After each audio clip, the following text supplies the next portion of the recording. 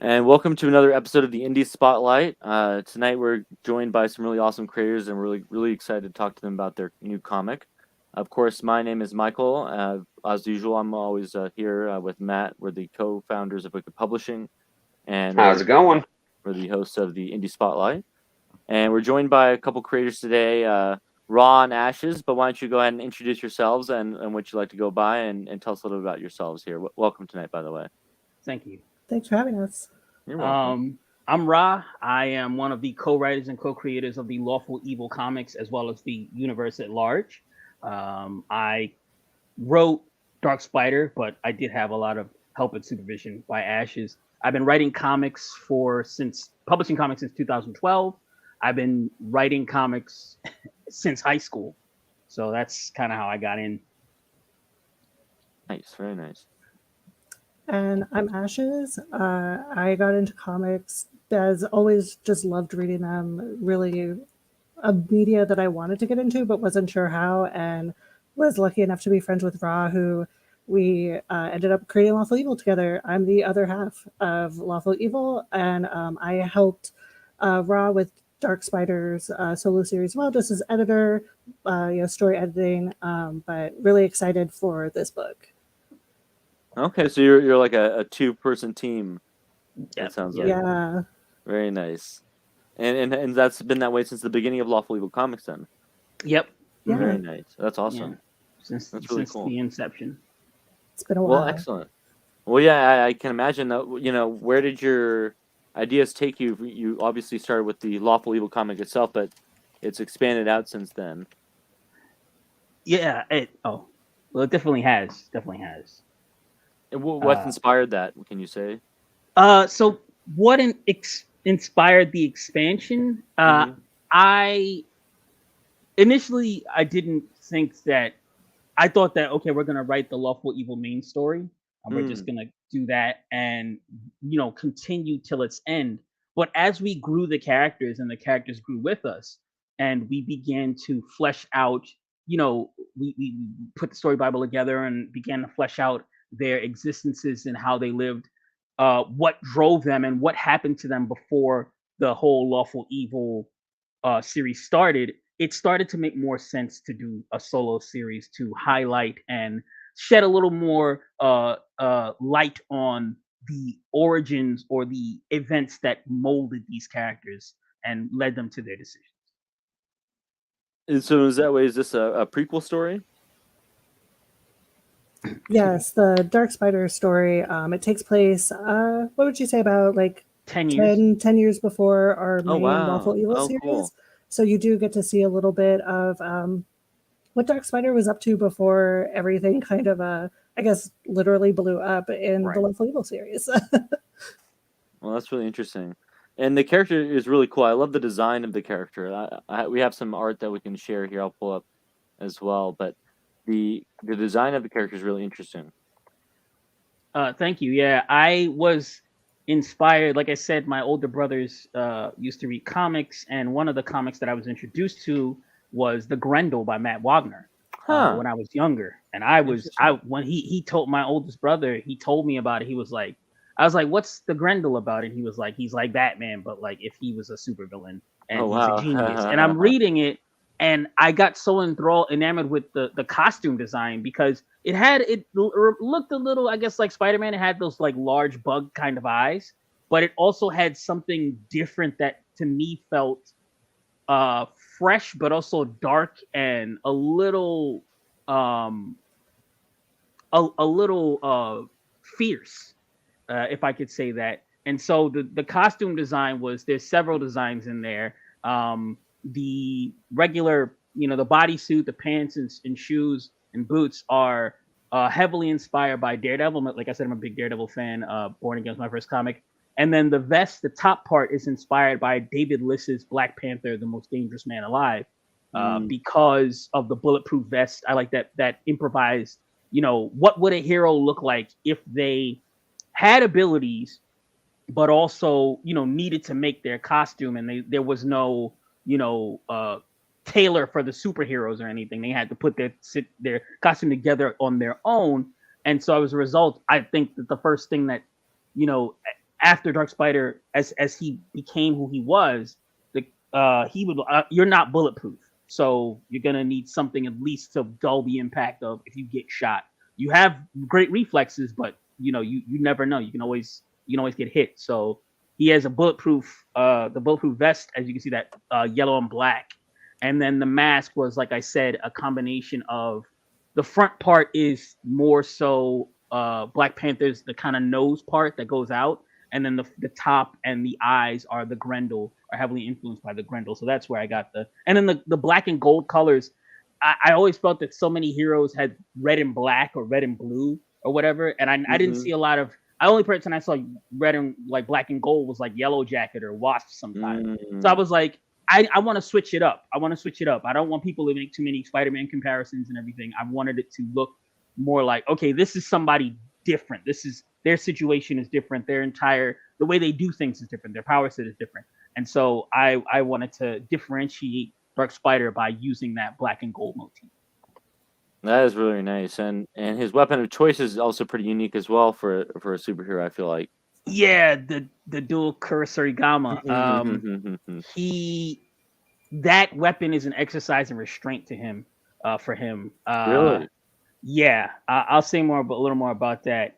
As we go on, but it's an exercise in restraint. He was trained to be more of a weapon than anything, and he does not want to be that.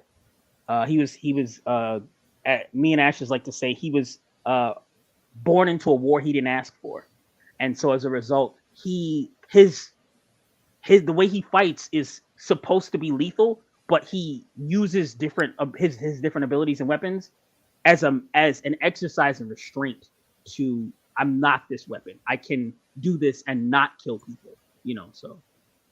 And what kind of I do have another question, but just before we get to that, I do kind of want to ask you, like, what makes Dark Spider like a special character that you really wanted to focus on his own series? Well, for me, he's in some ways me. His name is alliterative. His real name, Jamal Jones, is alliterative just like mine. He goes through, in the issue 1 of Lawful Evil, he goes through a similar situation that I experienced, obviously without the superpowers, but he's a lot of the desire to do good and the idea of survivor's guilt, survivor's remorse that I put into his character. So to me, he's special because he is the person that I'd hope I could be one day. He does the good that I hope that I could do one day. And obviously, now I'm not going to be jumping from. He's an inspirational character for you. Yes, very much so. That's really cool. I love that too. Also, the alliterative name is interesting. Yeah, that's fun. That's really cool. I love to hear that. And putting yourself into that character, I could definitely see why that would be such a personal character for you. That really makes a lot of sense. Now, I was curious, how did the two of you work together as a team? How does that influence your work, and how does your process as well? Well, it's always a lot of communication. I think that's first and foremost. We get together pretty frequently and just have writing sessions and brainstorm sessions. And I think that we both have like amazing skill sets that balance off of each other. Ra is incredible with world building and, of course, dialogue and setting scenes and these really big ideas that really helps create Lawful Evil into this larger than life universe. So it's always really easy to work with somebody that comes to the table with so much. Yeah, and I think if I could say, Ashes is great with detail and making things, creating connective tissue in a story. A lot of the times, sometimes you have big ideas, but you need connective tissue. You need something to make it feel real. And she's very good with that. She's very good at making not only me as her partner writing, but also as a reader feel, like experience, like, oh, I can feel what this character is going through. Like I understand this, I get where they're coming from. She's very good at that in those moments. Okay, so in a sense, it's like it's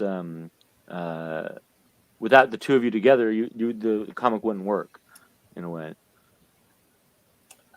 Maybe it's hard to imagine not doing it, doing this alone. As Oh wow. Yeah. I guess we're just so intertwined with the story and the characters. Even if Ra's leading the Dark Spider project, I have a solo series that I'm working on that Ra was super supportive of as well. That will be coming out under the Lawful Evil umbrella sometime in 2024, hopefully. Wow, that's cool. Yeah, and yeah, so it's just hard to I guess separate it. That makes a lot of sense. Yeah, I can understand. Me and Matt have a comic that we work on together, so I definitely can understand that sense of not wanting to work, not imagining working on with anyone else. Yeah, especially since we also, like you two, also are doing solo projects in a sense. Yeah, that is true. And so I want to ask you, where did the name Lawful Evil come from? Where were you? What are the meanings behind it for you? Well, there was a play on words where we're both, nerds. We love D&D.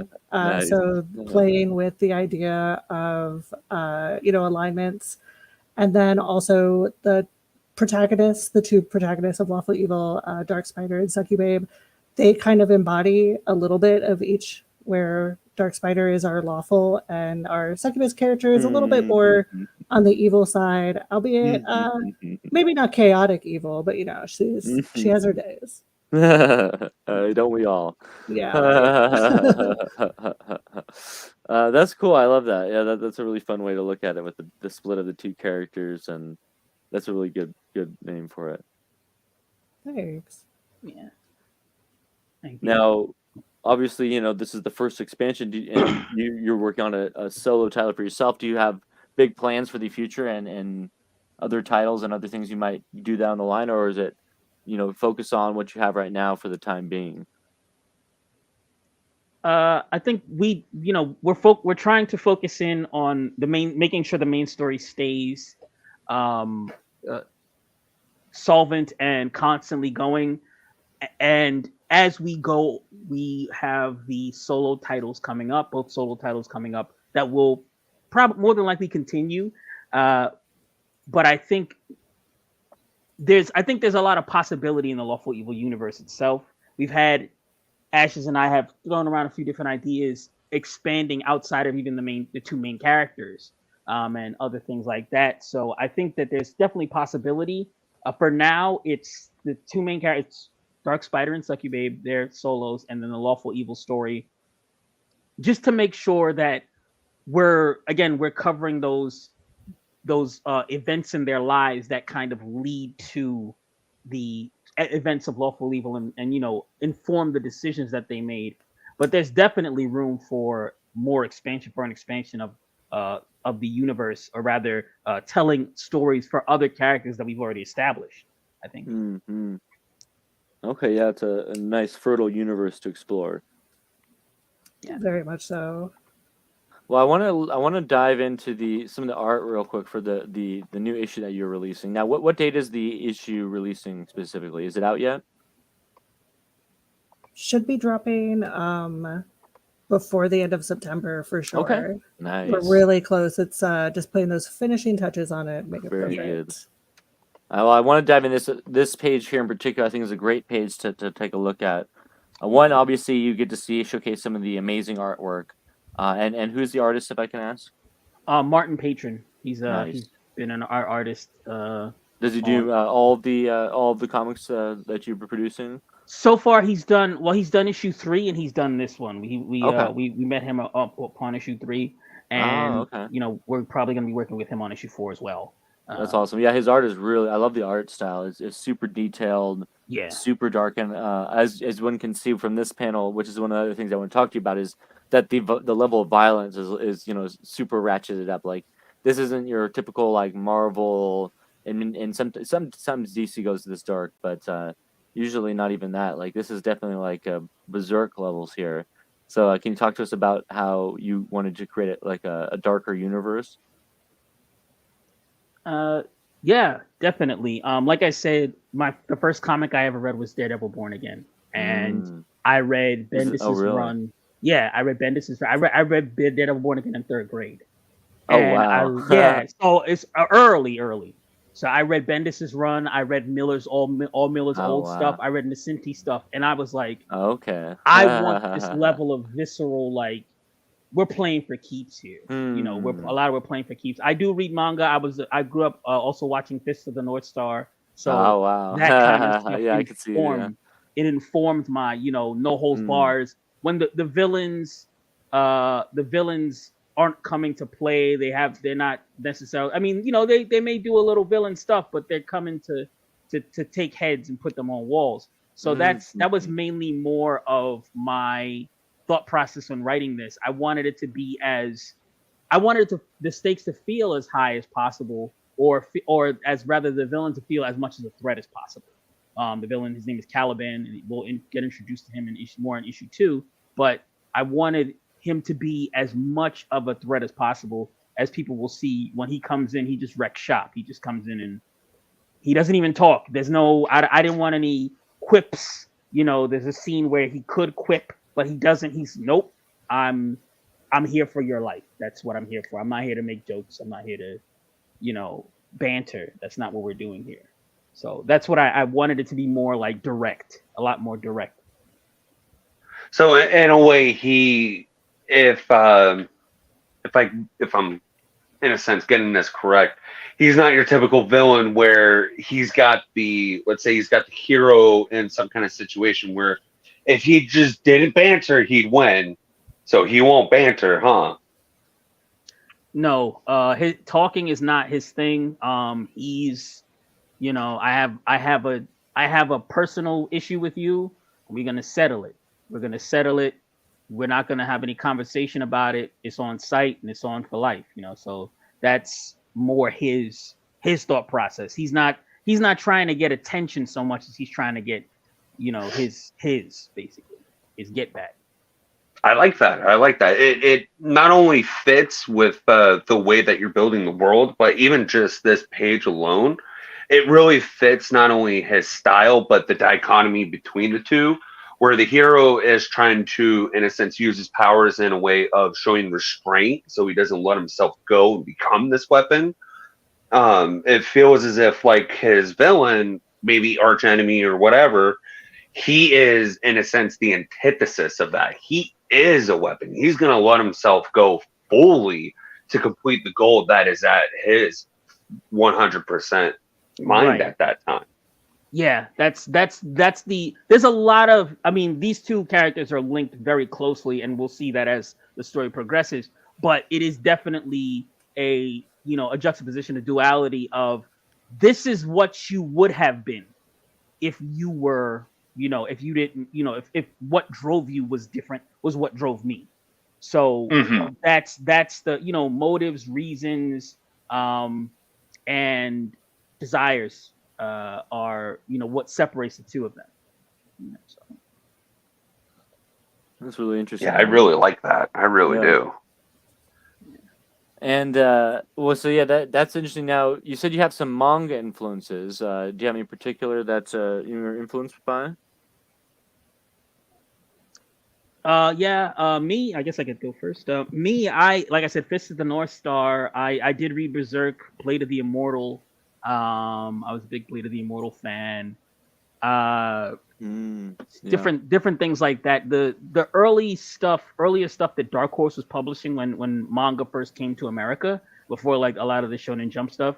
I was a big fan of that. Gantz, I was a big fan of Gantz. Nice. You could talk to Matt here all day about Gantz. That's his favorite. That's one of my favorites. I was a big fan of that. Tokyo Ghoul, Parasite, stuff like that. Like I'm more into the seinen stuff. Yeah, totally. But I do like superheroes. I'm a big superhero fan. I like tokusatsu stuff. Like I'm a big fan of that stuff too. Man, you have such a diverse range of interests there, man. That's really cool. Yeah, so that kind of is what informed. That informs me. But that's awesome, man. Both of us have, I feel like, have anime, those kind of media influence.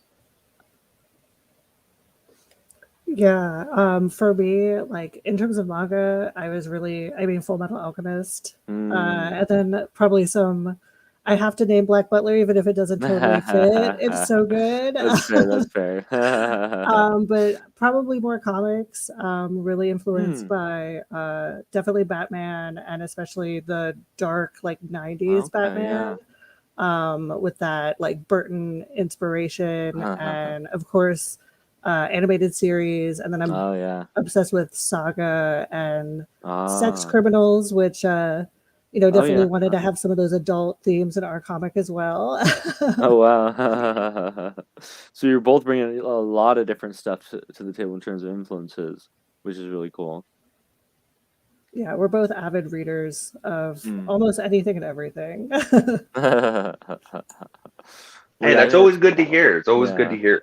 that's an Kind of important thing. related to the comics and manga. Um, my question is what's your absolute favorite genre to read, watch, or even listen to audio dramas? Out of all the genres, which one could you say that you can spend the rest of your life like indulging in, I should say? Oof, that's a good question. Yeah. Rod, do you have it faster than I do? I need a second. Oh, no problem.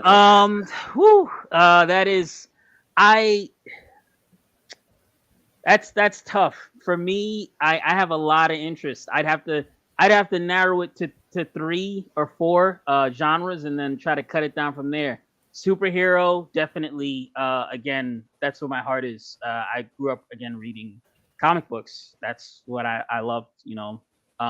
So maybe that either that Lovecraftian cyberpunk, or I'm also a big fan of blaxploitation.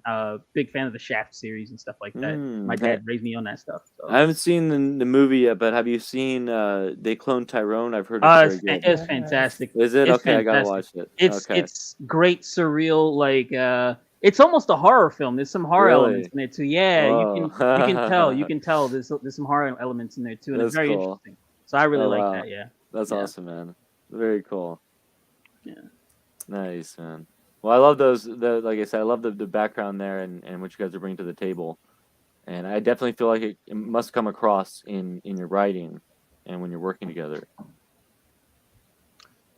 Do you feel that that's the case, or Yeah, no, there's so much that like it's really cool because we have like interests that are similar, and then different interests, and we bring all of that to the table, and it does make things so much easier, because there's just a pool of just creative ideas that we have to pull from. Yeah, I feel like also we balance each other out really well. In Yes. terms of the things, because we like most I don't know, we like a lot of the same things. We're fans of a Yeah. lot of the same things, but we may be fans of different portions of those things. So we can Mm. take the best parts and kind of stitch them together, in that manner. It must So be a it's really like fun process to work together when you're writing. extremely, Oh, I bet. Yeah. extremely. That's pretty fun. That's awesome. And I actually want to get to something about the comic that I'm going to share some more art here. I want to get to something I think is probably very critical for Dark Spider's story and his backstory. But before I get to that, I did want to bring up early before the show, I believe you and Matt were talking about Spawn and Savage Dragon. Is that correct? Yes, yeah. I Savage Dragon and Spawn are 2 also inspirations of mine. Yes. Oh, okay, yes. I thought that was interesting hearing you guys talk about that earlier. So I want to bring that up again. But yeah, so that the moment I'm talking about here is some of the art that you okay to share, which I'm going to bring up now. Mhm. In the backstory of the character, there's some sort of a tragic event that unfolds. It looks like in his Yes. life, and I wanted to ask you about how does that form Dark Spider's character going forward, or Uh. form, I should say. So I feel like so I in the part of me is funny with it because all the best heroes are orphans, right? I remember reading that from Neil Gaiman wrote. Really? in books of magic, he was like, Tim Hunt said all the best heroes are orphans. That's But great. It's a little strange because it's not even just like comics, you know. Right. It's very universal with movies, books, even old mythologies from way back when, you know, like King Arthur was an orphan. Even I don't like saying this, but later in his life, Alexander the Great himself became an orphan. In a sense, like his mom kind of went insane, wasn't really there for him. He didn't consider her part of his life for most of it because she was also a cultist. And then his dad died when he was, I think, 11, and he had to basically take over in a sense. And he spent like a few years to get everything going. But like that whole thing tends to, I don't want to say tends to happen, but it seems like a well-known trope. Right. If that makes sense. Right. And the reason I so this tragedy informs Jamal Jones. His father is African American and his mother's from Ghana. And they meet in the city that he lives in, which is our main city in Lawful Evil Haven City. And his parents take him on a trip back to Ghana to meet his mother's parents, and they end up dying. And how this informs Jamal, and it's something that follows him constantly. And there's a scene in the story that people will see when they read. It's related to Frankenstein. Jamal deals with a tremendous amount of survivor's guilt, and I mentioned, that's something I have, and it's based on things with my family and members of my family and things like that. But Jamal has a tremendous amount of survivor's guilt related to his parents dying, saving him. This is the scene I was talking about. I don't know if you can see the book, but he's reading Mary Shelley's Frankenstein. And wow. part of that, if you know the story, was there's a I don't know if it's a rumor or if it's how I was taught this in English class when I was in high school. So forgive me if it's been debunked at this point. But I always like this idea that Mary Shelley saw herself as the monster because her mother died giving birth. Oh wow! And so Jamal, that reading of Frankenstein is very telling for him. Oh wow! And that's why when he's reading it, and in the dialogue here, the student that's raising his hand is saying, "Mr. Jones, I heard that the person the woman who wrote Frankenstein considered herself the monster because her mom died during childbirth." And that's when he starts to this flashback happens of his parents dying because he feels guilty. The people that killed his parents were coming for him, and so he always feels that if I hadn't been there, or if I hadn't, if it had just, they killed me instead. And that's something crazy for a child. He's a grown man now, but a child to carry that through their life. And so I wanted that to be, that's his informing. That's why he practices restraint. That's why he is not using his powers for evil, because he wants to repay the debt that his parents gave him. And there's some other stuff too, but that survivor's guilt is what drives him. I see. So in a sense, he's trying to get repentance, right? For what he feels he's done. Right. And part of the larger story related to Caliban is related to that repentance. If I can go into just a bit of the part of the theme of the larger story is, I'm an African American man and I live in America, and there's certain cycles of violence that I see, and it's about trying to stop,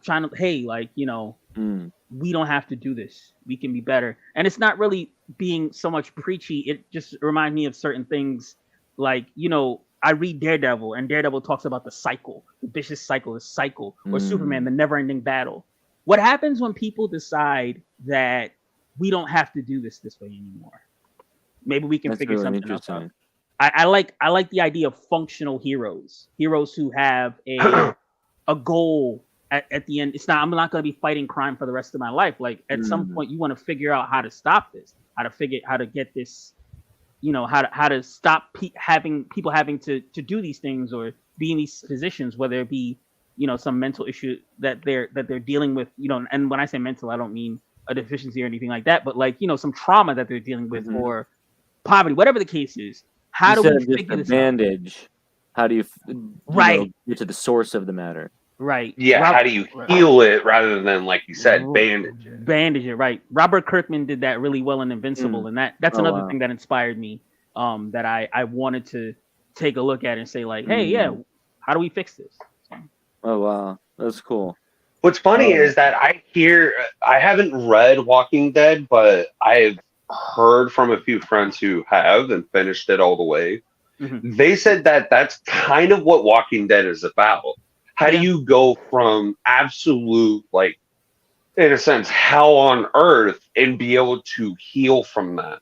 How do you move on and be able to get better, kind of thing? And that's kind of what a lot of people's critique of the show mainly is that they don't really have that element. And it could be because it wasn't fully done, or they just saw it and wanted to go in a different direction with it, which is totally fine. But having that really, I don't want to say like stands out, but it is a lot more different than what you see typically for American comics. Right. Well, it makes sense, right? That's also another Robert Kirkman comic as well. So I feel like that's a big theme of his in all of his works. It seems like almost. So it makes sense that you'd be inspired by that a lot. I would think. Yeah. Yeah, I'm a big fan of The Walking Dead myself here, so I definitely love me some Robert Kirkman. Yeah, I'm a big fan of his. Right? Yeah. Now the other character from that makes up the lawful evil is Succubabe. I believe I'm pronouncing that correctly. Yeah. It's a fun name. It is a fun name. Can you tell us a little more about her character? I know this is about the Dark Spider comic, but while we're here, why don't you tell people a little about the larger lawful evil universe while we're at it? Yeah, definitely. So in the Lawful Evil Maid series, she's a bit of the foil to Dark Spider, who is a bit of a D-lister at this point. So in our world, there are superhero type mercenaries, there are corporate backed, pretty standard evil capitalism, and then like really, really evil capitalism. So like Earth now, but without the superheroes. So so in that story, Dark Spider's still trying to do the right thing, but he's now just fallen out of public eye, fallen out of public favor, and he's kind of being tormented in a way by the succubus character, Succubate, who is, she's having sex with people. That's what she does, and it's kind of a joke. But they end up teaming up and oh wow. Really doing some damage to the city and the greater world by kind of taking on some of the biggest superheroes that are out there. Except they're not really good people, and they're the ones that are kind of putting some bad things in motion. And yeah, it just leads to a lot. And when it comes to her, she's an incredibly old person, or half. What? She's around 369. Dang, that's pretty good for 300. Yeah, she looks great. Moisturized, sun lotion. Yeah, really. But she's this very Wow. old character with a checkered past that really you don't get to see too much in Lawful Evil yet. She's doing a bit of her own machinations, and in her solo series, you'll get to see some of that extensive lifespan, as well as some little pieces that would put these comics also in motion today. So it's she's a pretty cool character. That's really awesome. So I actually was going to ask you if the upcoming solo comic was going to be about her. Yes, Very nice. It's in production right now. That's great. We've been getting some sneak peeks of some of the line work, and it looks really, really good. We're both really excited about it, and don't want to say too much, but there will definitely be some varied types of action, both fisticuffs, I would say, and the other things she gets into. So it's also for, grown-ups. Yes, a friendly. mature. These definitely Yeah. both seems like mature series for sure. Yes. Not for the kids or the faint of heart. In a No. sense, yeah. Like I was saying earlier, I was a little, I wouldn't say taken back, like oh my god, but it took me by surprise when I looked at the first issue because you're just not used to that most of the time, you know. True. Not with the superhero And genre anymore. You don't see it I'm not anymore. saying anything bad. I personally love getting things like that because it helps flesh out your world better in a sense. And it helps people understand, like, hey, if they're willing to do this, you know, What else we they may what be else we willing to got? go either further or just on that same level with different things. You know, like I've seen people depict drugs and stuff inside of comics, and I've always wanted to actually see a comic truly depict certain things with drugs because I feel none of them have really done it justice. They either typically treat them all as if they're all the fucking same, or they treat them all as if you're not supposed to talk about. Yeah, no, I feel that. And me and Ra actually talk about this quite a bit, and especially in the founding days of Lawful Evil, is like, why are things like violence okay, but, sex isn't, or, showing a little skin isn't, it's really, Or profanity. or yeah, just cursing. Yeah. Not everything is for children, and that's okay. This is not for them. This is for the adults, and we can have a little skin and a little bloodshed if we want. Yeah. Right, which is cool, and I love this. This is one of my. I love this cover here with the title Yes. "Long Came the Spider." Yeah. It's such a good title, like for the situation at hand. It's really great. I love That was all Ashes. She came with that nice. title. Thank you. Very clever. Yeah. We work with a really amazing, first artist, and then also Mhm. someone that helps us with our branding and layout. So, Oh, that's cool. this cover is like sick. We're so happy with how it came out, and it works great. Scarlett, she's quite something. She's quite the firecracker. She Right. issue 3 is a lot of fun for sure. That's And excellent. That's another thing I think we wanted to do a little bit with the solo issue kind of does Dark Spider. It when you read issues 1, 2, and 3, it's a thrill ride, and so Dark Spider is a little bit of a slow. It's not slow down, but like it sets a steady another kind of pace, a different kind of pace, and so it's like, okay, if you want the slower pace, I mean, it's gonna ramp up, but it ramps up. And also kind of justifies it being a different title too, because it does have that different style, a different pace. Right. It's you can get your Dark Spider stories in the Lawful Evil comics, but when you go into the Dark Spider comic, you're going in for something that's maybe a little more introspective, perhaps. Yeah. And there's something, and I love having different styles when you're doing different comics like that, especially all within the same world. I think that really offers something unique for the readers. Mm-hmm. Yeah. So and to be honest, even with knowing a lot of your other stuff too, like this really seems to fit really well, even just as its own solo series as well. Totally. Yeah. Yeah. Thank you. Yeah. Thank you. Yeah, we really wanted to make sure that even though they're solo projects, that they still fit into the universe, and everything feels, has a synergy and just feels similar. We don't want, totally different vibes. Maybe as people go. We'll see. Maybe. I mean, there's going to be some different vibes, but it all meshes well together. Right. It fits. It definitely fits. Doesn't feel out of place in any way.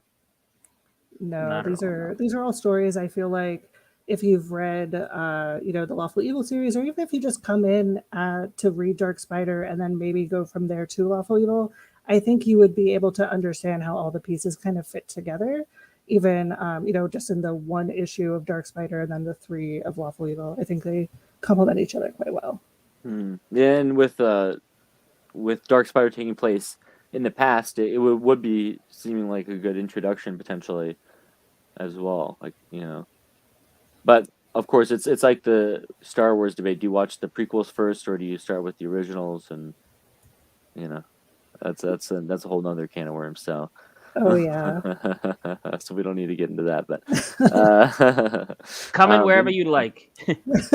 yeah, that's a good approach. Okay, so you're saying like you can start Lawful Evil, you can start Dark Spider. Either way, you're gonna have a good time. Right. Yeah. Very nice. I think so. Okay, cool. I think they probably, I feel like they feed into each other. Like I feel like once, if you read Lawful Evil and you see, oh, there's a Dark Spider, let me take a look at that. If you start with Dark Mhm. Spider and you read that and you're like, oh, like I'm gonna see more on Dark Spider. What what's going on with him? And it's like, well, this is where he first debuted. So I feel like they feed into each other. And so there are 3 issues out of Lawful Evil. Is that correct? Yes. And in plans for a 4th at this time? Yeah, we're in probably early stages of production, but hoping to have it for 2024. But yeah, it's really exciting. It gives everyone a chance to get to know the characters a little bit better at the time that we are in currently. It's a good one. We were just working on it this week, so I have some fond thoughts of it as the moment. That's awesome. Yeah. Well, I really love the passion that you guys have for the comics and the world that you're creating. Yeah, I think that is that's what's so fun about working with Ashes, and I feel like that's what's so great about our synergy is that we love, like, these characters are real to us. They're 3D. They breathe. They live. They have. We have to consider. Oh, what kind of maybe not to this level of granular detail, but what kind of ice cream does this character like? Or, what kind of that kind of thing. We actually we have a We script. did where, have a conversation about this. where we have 2 characters arguing about ice cream flavors. So it is kind of but we want to get in that level, and I think that's where, like we talk about, you guys were talking about before about the different I guess transgressive scenes in certain comics or whatever, like sexual situations or drugs and things like that. And I always felt that those are part and parcel of the world. Like we wouldn't be here if people weren't having sex, right? So that's kind of how it is. More so than people fighting.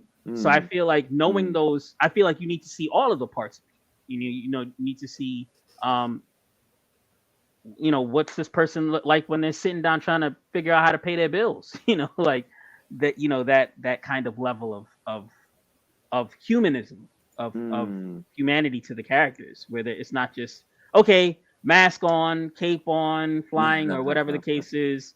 What does this person do outside of that, or how does it affect them outside of that? Oh, who cares? They're just see the pow punch people. I think all of it is what makes a character relatable, I think.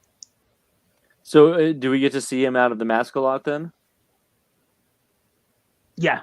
In issue 1, actually, it starts a lot with him out of the mask.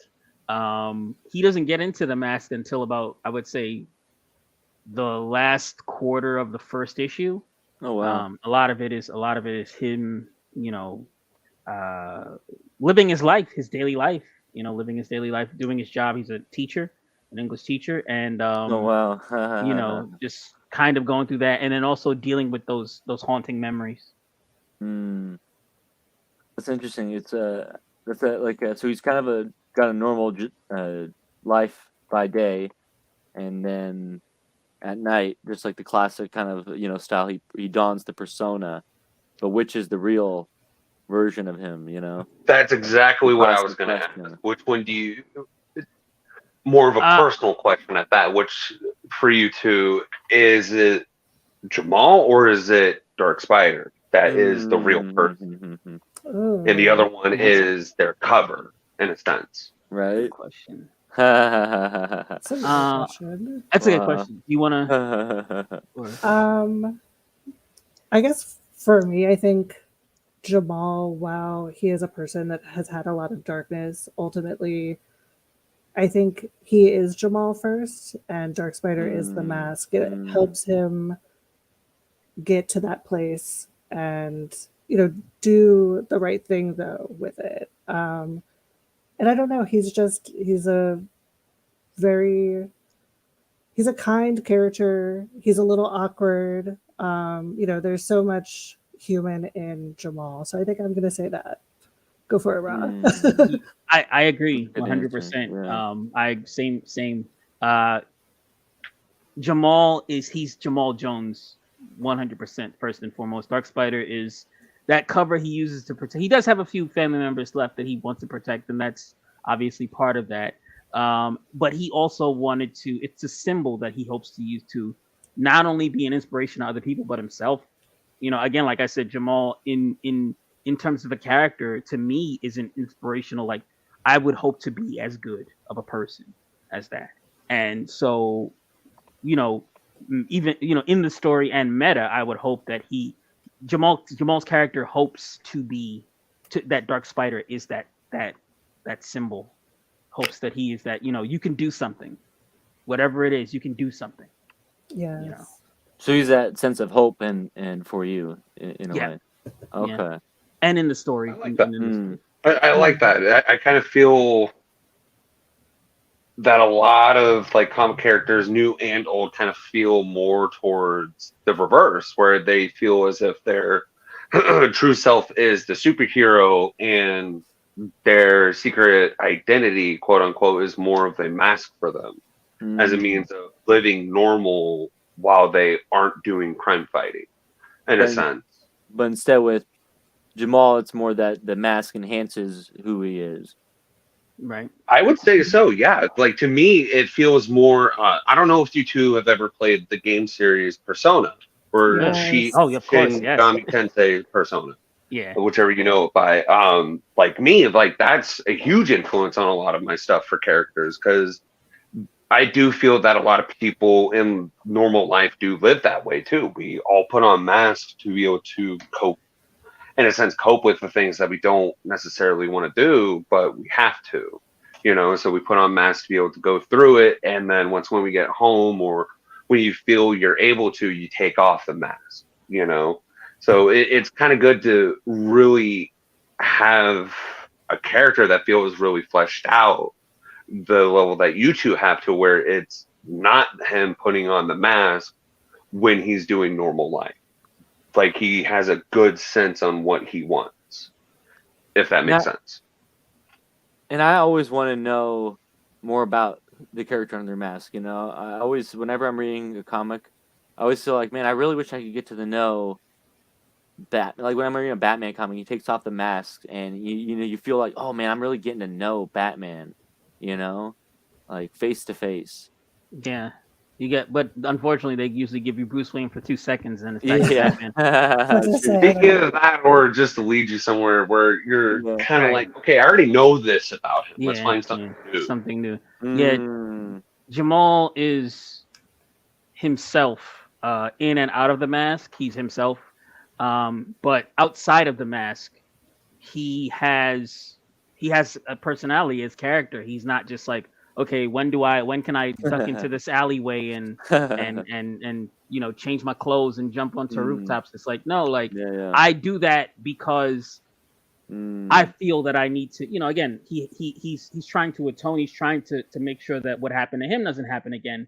But he's also, okay, well, I got paid this week and electric bills due next week, and the heat is such and such, and I got to make sure I got to check my my dating profile or whatever, because this young lady wants to go out for dinner or whatever, that kind of thing. He's got his life. He's got a life. He's got a life outside of that. He has to balance, and he can't neglect. Because he knows that in his heart also, even though he's trying to atone for or make his parents' death mean something, he's also knows that they probably wouldn't want him to waste his life. Wow, that's a good sense. That show. It obviously shows on the levels of which you were willing to go, kind of to really think out the character's life and think out not just like the normal motivation. Why are they doing what they do, and their origins in a sense, and then be like, all right, rest is done. I don't care, kind of thing. I really, personally, as somebody who's kind of nerds out on things like that, you could say that I really love hearing this. You know, like this is getting me more and more excited to actually dig into the Dark Spider comic. Thank you. That means a lot. We really love, just digging into it and just really fleshing out a three-dimensional character, three-dimensional world. Like they, they're part of us. Got to make them look good. Yeah. That's great. Well, speaking of looking good, I wanted to talk about this art piece that we have, which, I mean, it looks amazing. And it's clear that you've worked with a number of really talented artists. You know, how has it been working with all the different artists you've worked with, and how did you meet them? Is it, something that you've come through social media that you've come across these artists, or is there other means? I'll go ahead. Well, the artist for this particular piece I met on I think it was Reddit. I met him originally. Oh wow! And he did this piece, but he also did the cover that you had showed, the Dark Spider cover, which we nice. love. And the artist for Dark Spider, we met him through an associate of mine who was like, "Oh hey, I think this guy would be good for your books." And so we've been working with him. Martin Patron, we've been working with him ever since, and it's been a pretty good experience. Pretty good experience. We're also meeting other artists. I think. Well, I'm not going to spoil it too much, but Ashes, I think the artist we have for the SB run is. Is that something else that you're working on? Oh, the Seki Babe solo series. We're working with a new artist. And it's. We're just very excited to work with them. Oh, okay. Oh wow, that should be exciting. So, have you revealed any of the art yet, or is it keeping it under wraps for now? It's under wraps for now. Nice. The Seki Babe series has a little bit of a different feel, a little more Hellboy, a little more Constantine, leading into the magic a little bit more. That's right up my alley. Probably, you could say salacious in some ways. Well, I mean, you got to with a title like that. I mean, exactly. That's what I'm saying. You got to play up a little bit of the. I guess to put it plainly, a lot of the sexy nature going on, probably. Sordid nature. Yes. If you will. There's definitely some sordid behavior by our protagonist pretty quickly. So not the first page. We'll let you guys warm up a little bit and then nice. Get it in there. Well, that's awesome. So it ain't gonna hit the fan right away. That's some people may be disappointed, but I'm pretty sure that's okay. Page 1 is a bit of a doozy, but give it a couple more pages, and I think people will get what they want. Okay. I'm sure the fans can definitely be looking forward to that then. Yeah. Well, that's awesome. It sounds like you've really been, having a great experience with the artists that you've been working with. Yes, they're fantastic. I found them on Tumblr and then followed them over to Twitter. And just been able to find and connect with a lot of really amazing artists through social media. We've met some people out where we live that have been chill. But yeah, it's so awesome to just be able to find that. And I hope that Twitter and other social media realizes that, artists are out there and looking for work, and we want to be able to find them and give them that work. Right. So stop changing the algorithm. Amen to that. Yeah, I can definitely relate. It's always amazing to work with artists, and it's just a satisfying feeling. Yes, and as two writers, where we definitely need them to tell the story. Yes. Yeah, I can relate to that as well. Definitely. That's cool. Matt's the artist among the two of us, so. I was just about to say, if you ever need, I'm more than willing for a commission. But in all seriousness, I do have a personal question relating to Lawful Evil universe. With some of your villains, do you plan on having any spinoffs for them? Or let's say side characters, like I know with the first issue, what was the guy's name? I think his name was like Primer or Yes, something like that. Primer. He's like a superhero from the future or something like that. And I Right. was like, oh, that's a little interesting. Right? That's got to be a solo series, I feel like. Yeah, I mean, I have a personal soft spot for him, so I think Yeah. I'd love to see something. He's a really fun character, and he does have really, I don't want to say fun again, but he's the worst, and I love him. So it's kind of I don't know, Ra. I know Ra's got like we're always talking about a million ideas on side stories and stuff. Yeah. Primer was definitely one of the first characters in terms of after the main two, who will we tell a story about? And be like, and sometimes we just spitball these great Primer idea stories. Like, what if he did this and like whatever, like what? Like, yeah, that sounds like something Primer would do. Like, let's tell a story about that one. Let's do a story about that one.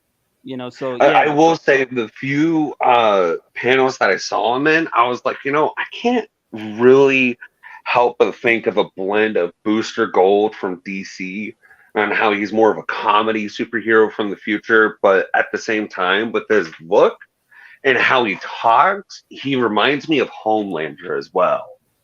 Just maybe he reminds me of the TV Homelander, not the comics version. Yeah, definitely when we were creating him, Booster Gold was an influence. He's a bit dumb, so it's very easy to have fun with him. And Booster Gold kind of embodies a bit of that dumb himbo Is he energy. like- Oh, okay, yeah, there you go. You said himbo, right? Yeah, I just learned that word this year. but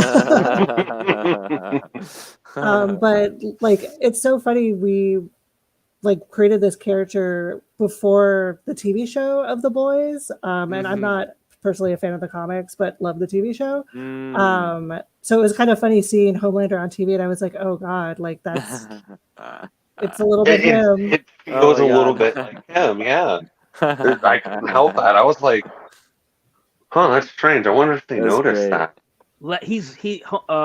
Homelander is more of a sociopath than Primer. Yeah. Primer's not. He's not malicious in that. That's manner. what I He's was not wondering. Yeah, that's why I was saying he feels a lot like Booster Gold in the manner of on how Homelander is, where the only sociopathicness is just how straight to the face in a sense that Primer is. Like he doesn't really care. He'll say whatever's on his mind. Right. But the way that it comes off like that is Booster Gold, where it's more comedic. Yeah. Well, I was thinking it seems like he's just clueless, probably, right? He doesn't even get that he's coming off any kind of way, I would imagine. There's a little bit of that. There's a little yeah, I'll just leave it at that. He's a little clueless. Getting the scoop. A little clueless, but slightly calculated in a very roundabout way. Oh wow!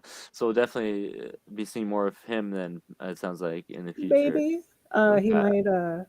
He's not down for the count. It seems. Good. Not at all. Okay. Cool. I like that. Now there's a really important question I have to ask you. I think it's been on everybody's minds, and we've been dying to know the answer. And that question simply can only be put as, are we going to get to see more pancakes? Yes.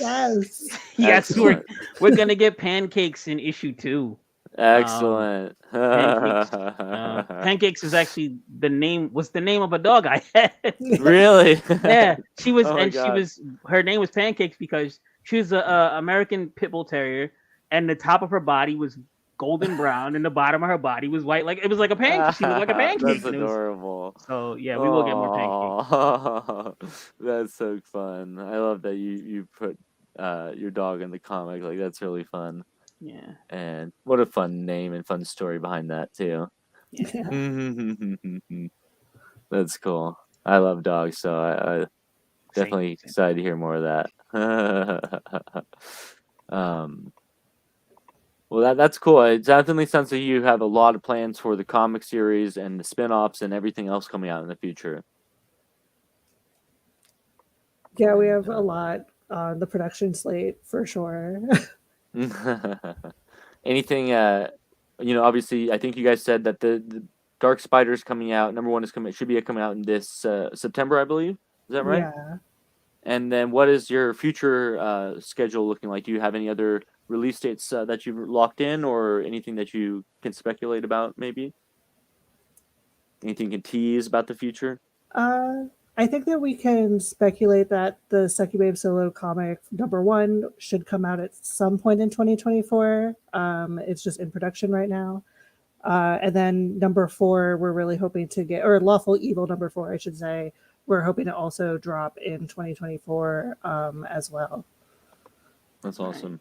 Do you have any plans to immediately start Dark Spider 2 when one is fully released, or are you gonna kind of let it sit there and bake for a moment and then start? I figured I have the script, but I figure I want it to breathe. I also don't want any releases to kind of crash into each other. So once that's out, I want it to sit and ride for a little bit, and then when Succubabe Issue 1 comes out, I want that to sit and ride, and let people digest them first, and then read it, maybe even reread it, and take it in. Yeah. Start because you guys are studying. putting so much work into it. You never know. You guys might be putting some things in the backgrounds that people have to pay attention to. Oh, that's definitely pay attention to the background. I will say that. There's some little hidden treats. That's excellent. I always love that kind of stuff in comics. And if you could, well, let me see here. I would like to ask, because I know we're getting close to the end of our time here, but I always like to ask here if there's any advice for new comic book creators out there that you might be able to give. What would be your piece of advice? Great question. I guess I'll take it first. Just do it. Just try it. It's really can be scary and it can be tough, and it is tough. Like, I don't want to make everyone think it's a breeze. It's a lot of work, and it's really rewarding though to see people respond positively or even negatively to the story that we're telling. Just knowing that it's out there, and just do it because the world's dying. I mean, but and seriously, just give it a try. And if you have someone that you work with and really like working with, maybe try it with them. And just comics are such a cool medium to use and to tell different stories. So I would use it and give it a shot. Lots of really cool indie comics out there right now as well. So also go read those too. I would say if you love it, live it. Immerse yourself in it. Like Ashley said, do it. Find your joy in it, and let that joy guide you. Because that's the most rewarding part, working with Ashley and us connecting and just exploring certain things in the story and creating this world together. It's very fulfilling. It's fulfilling in ways that I don't know if I would have experienced at all in any other way. So if you have a world inside of you, if you have a world in your head, give it a voice. Those stories want to be told. Don't be afraid to tell them. It may take some time to get the right pieces and people in place, but don't give up on that. That's excellent. I really appreciate hearing that. I feel like there's some definitely. really heartfelt advice there, man, from both of you. Now, one last question here before we start wrapping up. Back to the comic again. For those who are on the fence and maybe considering backing your comic or checking out your comic here upon release, what would you tell them? What would you say to them to say why they should read Dark Spider number 1?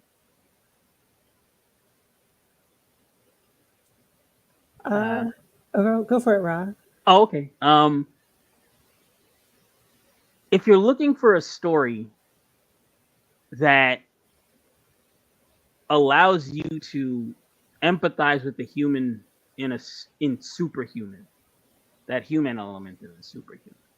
If you're looking for a story that doesn't neglect any part of the character as an entity, as an individual, if you're looking for something that reminds you of, I guess, a little bit of Miller's and Bendis's Daredevil, that's Dark Spider. Dark Spider, that's what that is. If you're looking for something that was done with all heart in it, I think read Dark Spider. I mean, sounds sappy. I'm sorry, but No, Yeah. that is nice to hear, man. I really appreciate that passion.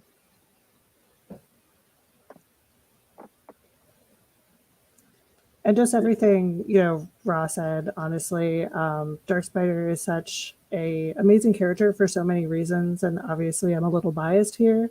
But the story is human while enjoying the superhero elements.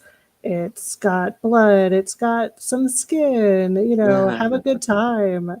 It's a really heartfelt story, and it's written by someone that really cares about what they create and really puts everything into it. And I think that's important as well to support those kinds of creators. So yeah. Aw, well, thank you guys so much for joining us today. I really think you guys have a special comic, not just with Dark Spider and with your upcoming spinoff as well, but I think just the Lawful Evil comics in general. I think you guys have something really special, and I'm just super excited that we got to talk to you tonight about the comics and to see what you are going to be doing with it in the future.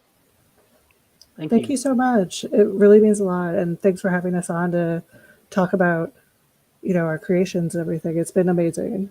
You're very welcome. If there's anything we can do for you in the future, let us know. If you have any plans for crowdfunding, we'll definitely be there to support you, and we'd love to see it. And Yeah, we'd even love to have you on again at some Oh, point in the definitely. future as well for even Succubabe 1 or Lawful Evil 4, or heck, even Dark Spider 2. Always. Thank you. Great. Yeah, thanks. We'll have to come back. Definitely. And where can people where can people follow you online to check out all the stuff that you have going on? To follow us in our daily-ish shenanigans, we're on Twitter and Instagram. Twitter is Lawful Evil Comic. Instagram is Lawful Evil Comics. And then if you want to buy it, it's on Gumroad. And we also have issue 1 up for free on Global Comics, and a sneak peek of, or a little bit of a preview of issue 2 up on Global as well, if you guys want to give it a shot before you buy. Very nice. You guys are up everywhere. Also, we have some copies in Forbidden Planet in New York City, Forbidden Planet Comics in New York City on Broadway, in the Village. We're planning on looking to expand the range of the comics, but we do have print copies, yes, in a store. Yeah. And there wasn't even the store that you for that one? Forbidden Planet Comics. It's a fairly well-known store here in New York City. Union Square. Great store. Very nice. Amazing store. Really, that's awesome, dude. I believe I put up the link to their website. Forbidden Planet. Is this the right one? ForbiddenPlanet.com. Yeah. Actually, so. I think the one's going to be fpnyc.com. Oh, fpnyc.com. Yeah. Forbidden Planet. The original Forbidden Planet is in Europe. It started in Europe, and then started a New York branch. Yeah. Oh, gotcha. Yeah, it's an international franchise comic. That's what's up. The link is for this one is a lot easier too. Yeah.